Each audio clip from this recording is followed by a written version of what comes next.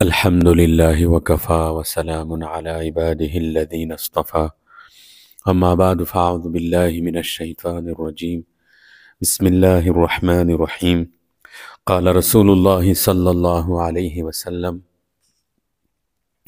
تعاهدوا القرآن فوالذي نفسي بيده لو أشد تفصيا من الإبل في عقلها أو كما قال عليه الصلاة والسلام۔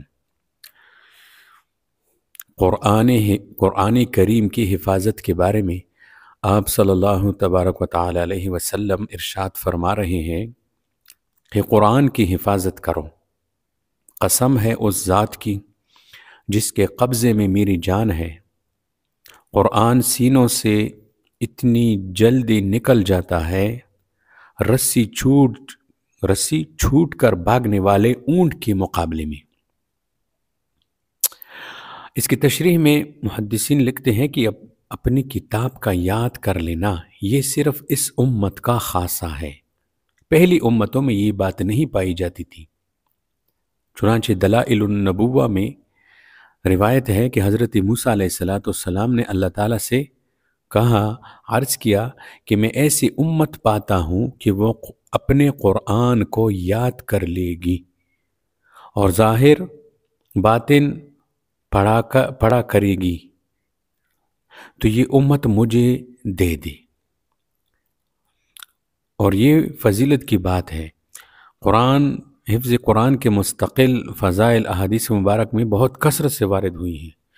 تو یہ جو حدیث آپ حضرات کے سامنے تلاوت کی ہے، اس حدیث مبارکہ میں حضور اکرم صلی اللہ علیہ وسلم نے اس کی حفاظت کی طرف توجہ دلائی ہے کہ جس طرح اس کا یاد کر لینا یہ فضیلت والا ہے، اسی طرح اس کا یاد رکھنا بھی ضروری ہے۔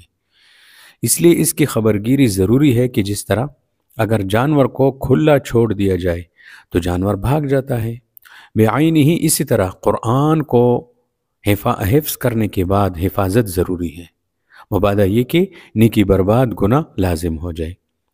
علماء نے قرآن کے بھول جانے کو گناہ کبیرہ میں شمار کیا ہے۔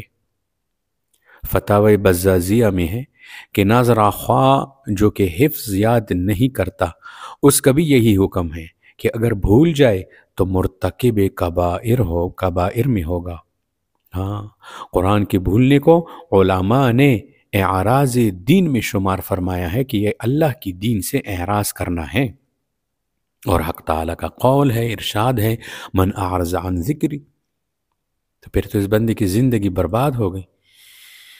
اس لیے حضور اکرم صلی اللہ علیہ وسلم نے اس حدیث مبارکہ میں اس امر کی طرف توجہ دلائی ہے کہ صرف یاد کرنا نہیں بلکہ اس کی جو ہے مستقل دیکھ بھال ضروری ہے تاکہ مقصود حاصل ہو جائے۔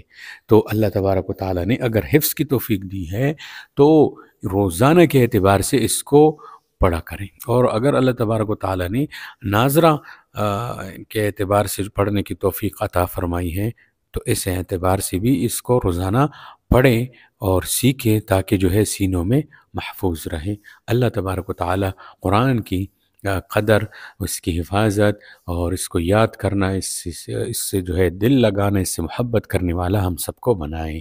میں اس زمانے کا منتظر ہوں، زمانہ جب بے مثال ہوگا، ہر ایک مسجد مدینہ ہوگی، ہر ایک مؤذن بلال ہوگا۔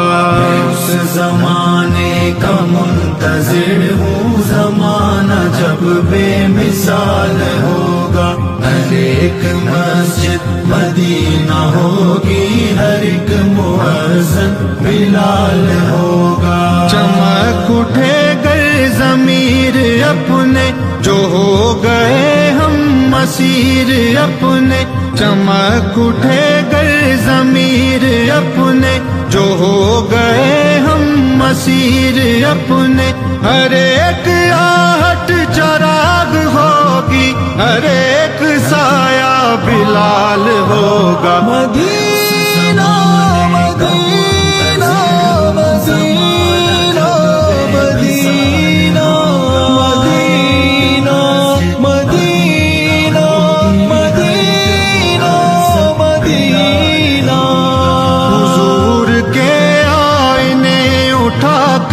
چلے تو پہچان جائیں گے ہم حضور کے آئینے اٹھا کر، چلے تو پہچان جائیں گے ہم، سفارش عشق مصطفیٰ سے ہمارا باطن بحال ہوگا۔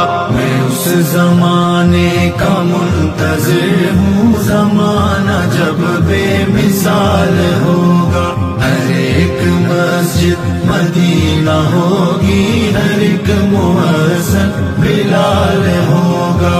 قرون اولیٰ سے رابطہ کر لیا جو اپنی ترقیوں نے، قرون اولیٰ سے رابطہ کر لیا جو اپنی ترقیوں نے، محبتوں سے صداقتوں سے ہر آدمی مالا مال ہوگا۔ مدینہ مدینہ مدینہ مدینہ مدینہ مدینہ مدینہ مدینہ، جہاد کرنا ہے ہر گھڑی سے، حساب لینا ہے زندگی سے، جہاد کرنا ہے ہر گھڑی سے، حساب لینا ہے زندگی سے، منائیں گے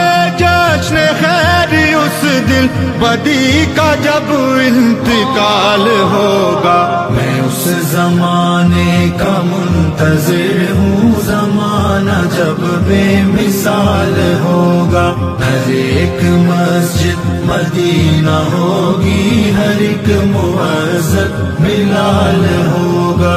چنے گا جو راستے کے پتھر اسے زمانہ کہے گا رہبر، چنے گا جو راستے کے پتھر اسے زمانہ کہے گا رہبر، کسی کو ٹھوکر لگی تو ہر میر کارواں سے سوال ہوگا۔ مدینہ مدینہ مدینہ مدینہ مدینہ مدینہ مدینہ مدینہ، شریعت مصطفیٰ مظفر ہماری آئین ساز ہوگی، شریعت مصطفیٰ مظفر ہماری آئین ساز ہوگی، خدا کا قانون